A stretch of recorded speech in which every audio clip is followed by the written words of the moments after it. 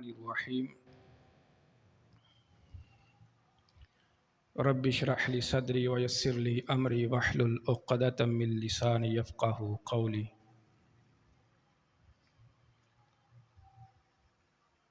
قال اللہ تبارک و تعالی فی قرآن مجید وما ارسلناک الا رحمۃ للعالمین۔ صدق اللہ العظیم و صدق رسولہ النبی الکریم الامین۔ اما بعد فاعوذ باللہ من الشیطان الرجیم۔ بسم اللہ الرحمن الرحیم۔ رب اشرح لی صدری ویسر لی امری واحلل عقدۃ من لسانی یفقہوا قولی۔ ان اللہ وملائکتہ یصلون علی النبی یا ایہا الذین آمنوا صلوا علیہ وسلموا تسلیما۔ الصلاۃ والسلام علیک یا سیدی یا رسول اللہ وعلی آلک واصحابک یا سیدی یا رحمۃ للعالمین۔ الصلاۃ والسلام علیک یا سیدی یا رسول اللہ وعلی آلک واصحابک یا شفیع المذنبین۔ مولاي صل وسلم دائما ابدا علی حبیبک خیر الخلق كلهم هو الحبیب الذی ترجى شفاعته لكل حول من الاحوال مقتحم۔ مولاي صل وسلم دائما ابدا علی حبیبک خیر الخلق كلهم۔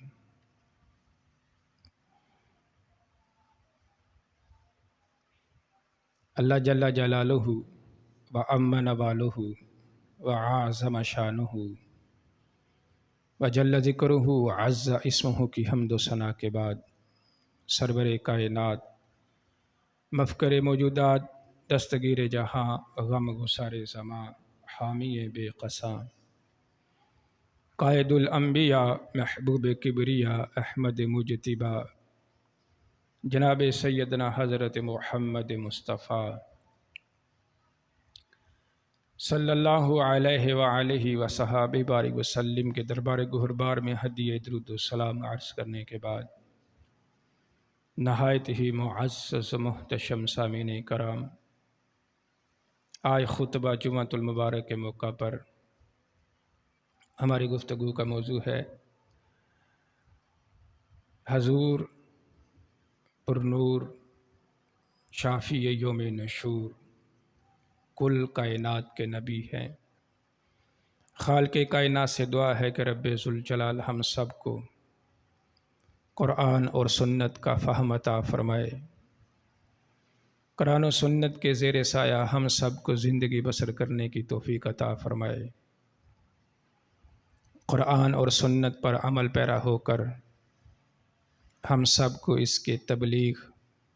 اور اس کے ابلاغ کی توفیق عطا فرمائے۔ اللہ جل وعلا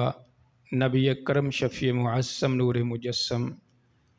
صلی اللہ علیہ وآلہ وسلم کے دین کو غلبہ عطا فرمائے۔ اللہ جل وعلا نے قرآن کریم برہان رشید کے اندر بہت سارے مقامات ایسے ہیں کہ جن مقامات پر اللہ جل وعلا نے ہمارے نبی پاک صلی اللہ علیہ وآلہ وسلم کو کل کائنات کی طرف نبی بنا کر مبعوث فرمایا ہے۔ ان آیات بینات کا قرآن پاک میں ذکر موجود ہے۔ ان آیات میں سے ایک بیان طور پر جو آیت مبارکہ ہے، اللہ جل وعلا کی توفیق اور فضل سے اس کے زیر سایہ آج ہم اپنی گفتگو کو مکمل کریں گے۔ رب ذوالجلال قرآن کریم میں ارشاد فرماتا ہے، وَمَا أَرْسَلْنَاكَ إِلَّا رَحْمَةً لِلْعَالَمِينَ۔ اے میرے حبیب، اے میرے محبوب صلی اللہ علیہ وآلہ وسلم، ہم نے آپ کو کل جہانوں کے لیے، ساری کائنات کے لیے رحمت بنا کر بھیجا ہے۔ اس میں جو لفظ عالمین ہے، یہی لفظ عالمین خالق کائنات نے اپنی ذات مبارکہ کے متعلق استعمال کیا۔ سورہ فاتحہ شریف کی ابتدا میں رب ذوالجلال ارشاد فرماتا ہے، الحمد للہ رب العالمین۔ اس میں جو لام یہ استغراقیہ ہے کہ جتنی بھی تعریفیں ہیں وہ ساری خالق کائنات کے لیے ہیں، اللہ جل وعلا کے لیے ہیں، جو عالمین کا پالنے والا ہے۔ تو وہی لفظ خالق کائنات نے اپنے حبیب کے لیے استعمال کیا کہ وَمَا أَرْسَلْنَاكَ إِلَّا رَحْمَةً لِلْعَالَمِينَ، کہ میرے حبیب ہم نے آپ کو تمام جہانوں کے لیے رحمت بنا کر بھیجا۔ یہ جو لفظ عالمین ہے، جتنے بھی احادیث مصطفیٰ صلی اللہ علیہ وآلہ وسلم کا بنیادی علم سیکھنے والی کتب ہیں صرف و نحو کے اندر، ان میں یہ ایک قاعدہ موجود ہے کہ دنیا کی ہر زبان ایک سے زائد کو جمع مانتی ہے، لیکن عربی زبان فصاحت اور بلاغت کے اعتبار سے دو سے اوپر جمع کے الفاظ شروع ہوتے ہیں۔ پھر دوسری زبانوں میں جمع کی کوئی قید نہیں، عربی زبان آگے جمع کو بھی تقسیم کرتی ہے۔ جب ہم پڑھتے ہیں تو ایک ہے جمع قلت، پھر عربی زبان میں ایک ہے جمع کثرت، تیسرے مقام پر جا کے جمع منتہی الجموع کا وہ اعراب ہے۔ تو یہ جو لفظ عالمین ہے، یہ جمع منتہی الجموع، یعنی کہ جہاں جا کر حضرت انسان کی گنتی ختم ہو جائے، تو عربی زبان میں منتہی الجموع کا معنی یہ ہے کہ جو حضرت انسان کی اعداد و شمار میں نہ آ سکے۔ تو خالق کائنات رب ہونے کے اعتبار سے اتنے جہانوں کا رب ہے، پالنے والا ہے، کہ حضرت انسان اس کو گن نہیں سکتا۔ تو اسی اعتبار سے نبی اکرم شفیع معظم نور مجسم، جہاں تک اللہ جل وعلا کی خدائی ہے، وہاں تک ہمارے محبوب علیہ الصلوۃ والسلام کی مصطفیٰ ہے، کہ کوئی جہان ایسا نہیں جس جہان کے لیے ہمارے نبی پاک علیہ الصلوۃ والسلام رحمت نہ ہوں۔ تو یہ آیت بیان طور پر اس پر دلیل ہے کہ شرق سے لے کر غرب تک، تحت الثری سے لے کر عرش تک، کائنات کے ذرے ذرے کے ہمارے نبی پاک علیہ الصلوۃ والسلام نبی ہیں۔ تو مختصر سی گفتگو کے دوران نبی اکرم صلی اللہ علیہ وآلہ وسلم، انسان تو سارے ہی حضور کو یہ تسلیم کرتے ہیں کہ بے شک آپ اللہ کے سچے رسول ہیں۔ تو کائنات کے اندر نباتات بھی ہیں، جمادات بھی ہیں، بہائم بھی ہیں، انعام بھی ہیں، اس پہ پرندے بھی ہیں، اس اعتبار سے آج ہم اپنی گفتگو کو کریں گے نبی اکرم صلی اللہ علیہ وآلہ وسلم سیدنا عبداللہ بن عمر رضی اللہ تعالی عنہ، یہ حضرت عمر فاروق رضی اللہ تعالی عنہ کے بیٹے ہیں۔ آپ روایت کرتے ہیں، اس حدیث پاک کو امام حاکم نے اپنی کتاب المستدرک کے اندر ذکر فرمایا، کن جلوسا حول رسول اللہ صلی اللہ علیہ وآلہ وسلم۔ حضرت عبداللہ بن عمر رضی اللہ تعالیٰ عنہ روایت کرتے ہیں کہ ہم حضور پاک صلی اللہ علیہ وآلہ وسلم کے ارد گرد حلقہ بنا کر بیٹھے ہوئے تھے۔ کننا جمع متکلم ہے، جلوسا حول رسول اللہ صلی اللہ علیہ وآلہ وسلم، کہ ہم سارے کے سارے حضور کے گرد بیٹھے ہوئے تھے۔ اچانک اس داخل عرابی، ایک عرابی، ایک دیہاتی گاؤں سے آیا ہوا، وہ بھی ہمارے درمیان آ کر بیٹھ گیا، اور اس کے آنے کا انداز یہ تھا علی ناقۃ حمراء، کہ وہ سرخ اونٹنی پر بیٹھ کر حضور کی مجلس میں شامل ہوا۔ فناخا بباب المسجد، اس نے اونٹنی کو مسجد کے دروازے پر باندھ دیا۔ فداخل فسلم ثم قعد، تو حضور اکرم صلی اللہ علیہ وآلہ وسلم کے پاس آ کر اس نے سلام کیا، اور جیسے ہم بیٹھے ہوئے تھے وہ بھی اسی طرح بیٹھ گیا۔ جب وہ ہمارے درمیان بیٹھ گیا تو صحابہ کرام رضوان اللہ اجمعین کہنے لگے، قالوا یا رسول اللہ ان الناقۃ التی تحت العرابی سارقہ، یہ دیہاتی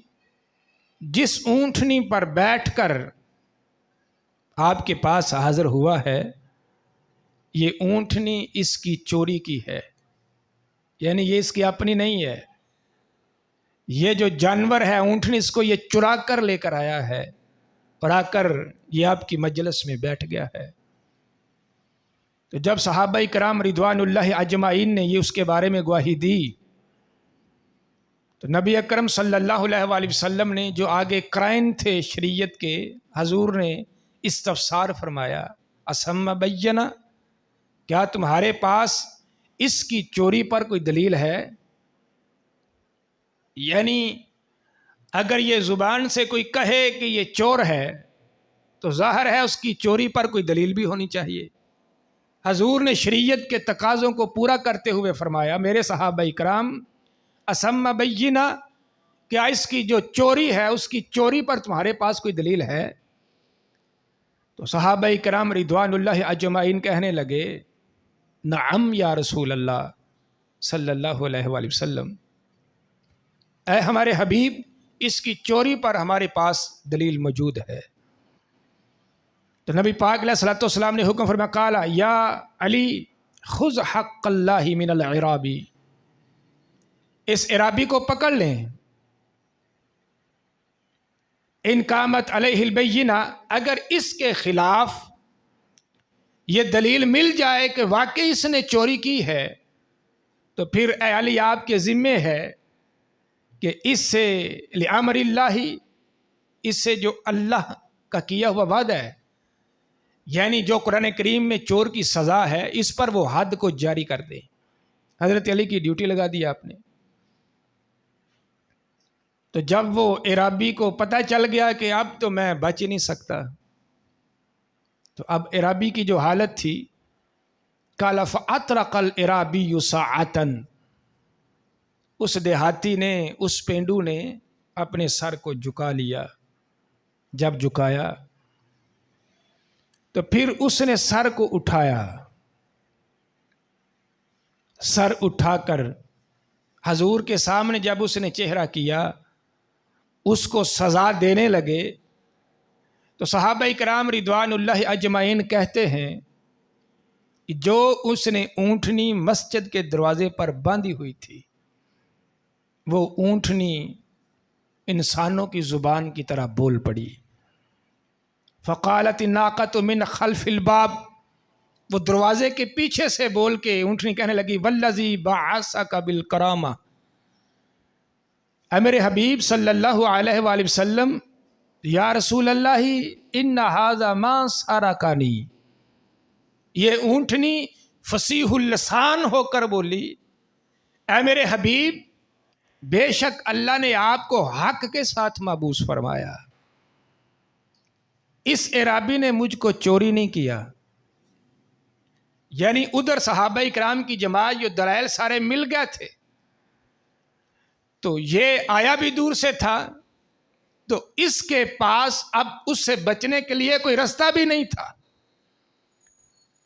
تو اونٹنی ہی بول پڑی، اے میرے حبیب صلی اللہ علیہ وآلہ وسلم والذی، مجھے اللہ کی قسم بعثاک بالکرامہ، اللہ تعالیٰ نے آپ کو بڑی عزتیں، بڑی کرامت، بڑی برکتیں دے کر آپ کو نازل کیا ہے۔ یا رسول اللہ ان ھذا ما سارکانی ولا ملکانی، نہ ہی اس نے مجھے چوری کیا اور نہ ہی اس کے علاوہ میرا کوئی دوسرا مالک ہے، یعنی میرا مالک بھی یہ ہے ظاہری اعتبار سے۔ احد سواہ فقالہ النبی صلی اللہ علیہ وآلہ وسلم، پھر حضور علیہ الصلوۃ والسلام نے جب اونٹنی کی بات سنی، سارے صحابہ اکرام بھی حیران ہوئے، تو حضور نے اس اعرابی سے کہا، اے اعرابی بالذی انطقھا بعذریک ما الذی قلت، میں تجھے اللہ کی قسم دے کر پوچھتا ہوں، مجھے یہ بتا جب تو نے سر کو جھکایا تھا اس وقت تو نے کیا پڑھا تھا؟ حضور اب اس اعرابی سے پوچھنے لگے، تو وہ اعرابی کہنے لگا، یا رسول اللہ صلی اللہ علیہ وآلہ وسلم اللہم انک لست بربی استحدثناک، تو میں نے اپنے رب سے کہا، یا اللہ ساری حمدیں تیری ہیں، تیرے علاوہ کوئی معبود نہیں، اے میرے رب میرے پاس تیرے سوا کوئی عذر بھی نہیں، یعنی میرے خلاف تو یہ سارے کرائم سب آ گئے، لیکن میرے پاس اب ان سے بچنے کے لیے کوئی رستہ نہیں ہے، تو لہذا ساری حمدیں تیری ہیں۔ اے رب ذوالجلال، کائنات ارض و سماء میں تیرے علاوہ کوئی دوسرا رب بھی نہیں ہے، تو میرا الہ ہے، میں تیرا بندہ ہوں، اور اے خالق کائنات، میں تجھ سے نبی اکرم صلی اللہ علیہ وآلہ وسلم پر درود پڑھنے کا سوال کرتا ہوں، سلام بھیجنے کا سوال کرتا ہوں کہ یا اللہ تو ان کے سامنے سے تو برئنی ببراءتی، ان کے سامنے تو میری برات کو ثابت کر دے، میں تیرا بندہ ہوں، تو میرا خالق و مالک ہے، تو میں تجھ سے سرکار دو عالم صلی اللہ علیہ وسلم کی ذات مبارکہ پر درود پاک پڑھنے کا یہ سوال کرتا ہوں کہ سرکار کی ذات پر تو درود بھیج، یا اللہ میری برات ان لوگوں کے سامنے ظاہر کر دے، کیونکہ میں تنہا ہوں، دور سے آیا ہوا ہوں۔ تو نبی اکرم صلی اللہ علیہ وآلہ وسلم جب اس نے حضور علیہ السلام سے کہا کہ میں نے رب سے یہ التجا کی تھی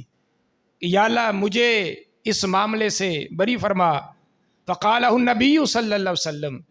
پھر حضور نے فرمایا والذی بعثنی بالکرامۃ یا اعرابی، اے دیہاتی مجھے اس اللہ کی قسم کہ جس نے مجھے حق کے ساتھ مبعوث فرمایا، لقد رأیت الملائکۃ یبتدرون، میں سارے گلی بازاروں سے دیکھ رہا تھا کہ جب تو نے یہ کلمات کہے تو چاروں طرف سے فرشتے تیرے ان کلمات کو لینے کے لیے آسمان سے نازل ہو رہے تھے، کوئی گلی ایسی نہیں، کوئی بازار ایسا نہیں۔ پھر حضور نے ایک لفظ استعمال کیا، الازکہ یکتبون مقالتی کا، اور میں گلی کے موڑوں سے دیکھ رہا تھا، جیسے کوئی مڑتے ہیں نا، اور میں ان موڑوں سے دیکھ رہا تھا کہ فرشتے ایک دوسرے کو پیچھے کر کے تیرے کلمات کو لینے کے لیے سب سے آگے بڑھ رہے تھے۔ تو اللہ تعالیٰ نے اس اونٹنی کے ذریعے سے اس بندے کی برات کو ثابت کیا کہ یہ اونٹ بھی جانتے ہیں، چوپائے بھی جانتے ہیں کہ نبی اکرم صلی اللہ علیہ وآلہ وسلم صرف انسانوں اور جنوں کی طرف ہی مبعوث نہیں ہوئے۔ اس اونٹنی یہ گواہی دے کر کہا، اے لوگو یہ محمد مصطفیٰ ہمارے بھی نبی بن کر آئے ہیں۔ تو آگے نبی پاک علیہ الصلوۃ والسلام نے اس سے ایک حکم فرمایا، فَأَكْثِرِ الصَّلَاةَ عَلَيَّ، کہ میں تجھے یہ حکم دے رہا ہوں کہ تم سب سے زیادہ مجھ پر درود پڑھا کر۔ تو نبی اکرم صلی اللہ علیہ وآلہ وسلم اس حدیث پاک کو امام طبرانی نے ذکر فرمایا ہے، پھر اس حدیث پاک کو امام حیثمی نے مجمع الزوائد کے اندر ذکر فرمایا، پھر اس حدیث پاک کو امام منذری نے اپنی کتاب الترغیب و ترہیب کے اندر ذکر فرمایا۔ سیدہ ام سلمہ رضی اللہ تعالی عنہا اس حدیث پاک کی راویہ ہیں۔ آپ روایت کرتے ہیں قال رسول اللہ صلی اللہ علیہ وآلہ وسلم فی الصحراء، حضور علیہ الصلوۃ والسلام صحرا کی طرف سفر کر رہے تھے۔ فَإِذَا مُنَادٍ يُنَادِي، حضور علیہ الصلوۃ والسلام کو ایک آواز دینے والے نے آواز دی۔ تو آواز کیا تھی؟ یا رسول اللہ صلی اللہ علیہ وآلہ وسلم فالتفت، اے اللہ کے رسول میری طرف نظر کیجئے۔ حضور فرماتے ہیں میں نے جب دیکھا فلم یر احدا، تو مجھے کوئی بھی نظر نہ آیا، کیونکہ یہ آواز بظاہر تو انسانی زبان کی تھی جو بلا رہی تھی۔ ثم التفت فاذا، جب حضور علیہ الصلوۃ والسلام نے دوبارہ پھر دیکھا تو حضور علیہ الصلوۃ والسلام فرماتے ہیں فاذا ظبیۃ، تو میری نظر ایک ہرنی پر پڑی۔ ہرنی کی حالت یہ تھی، پھر جب میری نظر اس ہرنی کی نظر سے ملی فقالت ادن منی یا رسول اللہ، اونٹنی کہنے لگی یا میرے حبیب میرے قریب آ جائیں، ادن منی، آپ دور ہیں مجھ سے، اے اللہ کے رسول علیہ الصلوۃ والسلام میرے پاس آ جائیں۔ حضور فرماتے ہیں فدنا منہا، میں اس اونٹنی کے پاس، اس ہرنی کے پاس پہنچ گیا، تو میں نے اس سے کہا فقالا حاجتکی، مجھے بتا تیری حاجت کیا ہے۔ تو یہ جو ہرنی تھی یہ شکاری نے اس کو شکار کیا ہوا تھا، جال میں پھنسی ہوئی تھی۔ تو آگے وہ اپنا حال بیان کرنے لگی، ان علی خشفین فی ذالک الجبل فخلینی، اے میرے حبیب یہ پہاڑ آپ دیکھ رہے ہیں، اس پہاڑ کے پیچھے سے ابھی کچھ ہی دن ہوئے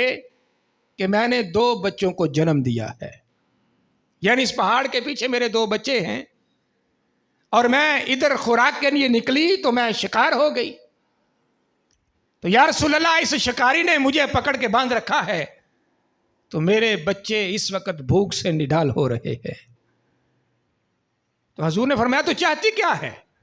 جو کہنے لگی میرے حبیب صلی اللہ علیہ وآلہ وسلم آپ مجھے یہاں سے آزاد کریں تاکہ میں اپنے دونوں بچوں کو دودھ پلاؤں۔ تو حضور علیہ الصلوۃ والسلام نے آواز دی اس کا مالک کون ہے؟ تو عربی حاضر ہو گیا۔ تو حضور علیہ الصلوۃ والسلام کہنے لگے تو اس ہرنی کو آزاد کر دے تاکہ یہ اپنے بچوں کو دودھ پلائے۔ تو وہ عربی بڑا حیران ہو کر پوچھنے لگا مجھے یہ بتائیں کہ ایک جانور جو شکار زدہ ہے اگر اس کو چھوڑا جائے تو یہ کیسے ممکن ہے کہ یہ دوبارہ پھر یہاں پر آئے گا؟ یعنی جسے یہ پتا ہو کہ میری جان اس وقت قربان ہونے لگی ہے، کہ میں تو اس وقت میری جسم سے جان نکلنے لگی ہے، اگر اسے اس جگہ سے چھوڑ دیا جائے تو یہ تو عقل تسلیم ہی نہیں کرتی کہ دوبارہ پھر اسی جگہ پر اسی مصیبت میں وہ داخل ہو جائے۔ تو سید عالم صلی اللہ علیہ وآلہ وسلم نے جب یہ بات کی تو رابی کہنے لگا میں تو ایک ہی شرط پر چھوڑوں گا، اگر آپ اس کی ضمانت دیتے ہیں تو پھر اے میرے حبیب اے محمد میں اس کو آزاد کرتا ہوں۔ تو حضور علیہ الصلوۃ والسلام نے فوراً کہا ٹھیک ہے اس کی میں اجازت دیتا ہوں، جب تک یہ ہرنی تیرے پاس نہ آئے تب تک میں یہاں سے ہلوں گا نہیں۔ تو حدیث پاک میں ہے نبی پاک علیہ الصلوۃ والسلام نے جب وہ جال سے نکلی تو حضور نے اپنا قدم اس جال میں رکھ دیا، پر میں اس جال سے میں اپنا قدم نہیں ہٹاؤں گا جب تک یہ ہرنی یہاں پر واپس نہ آ جائے۔ تو وہ بڑا حیران ہوا، بڑا اسے تعجب ہوا۔ تو حضور علیہ الصلوۃ والسلام نے اپنا قدم رکھا اور ہرنی کو چھوڑا، تو ہرنی گئی تو اس کو حدیث پاک کو بیان کرتے وہ کہتے ہیں کہ ہم دیکھ رہے تھے کہ جب گئی تھی تو تنہا تھی، جب دوبارہ واپس آئی تو اپنے دونوں بچوں کو بھی ساتھ لے کے آ رہی تھی۔ تو جب حضور کے پاس پہنچی تو وہ اعرابی بڑا حیران ہوا، اسے خبر نہیں تھی کہ جو ذات اس ہرنی کی ضمانت دے رہی ہے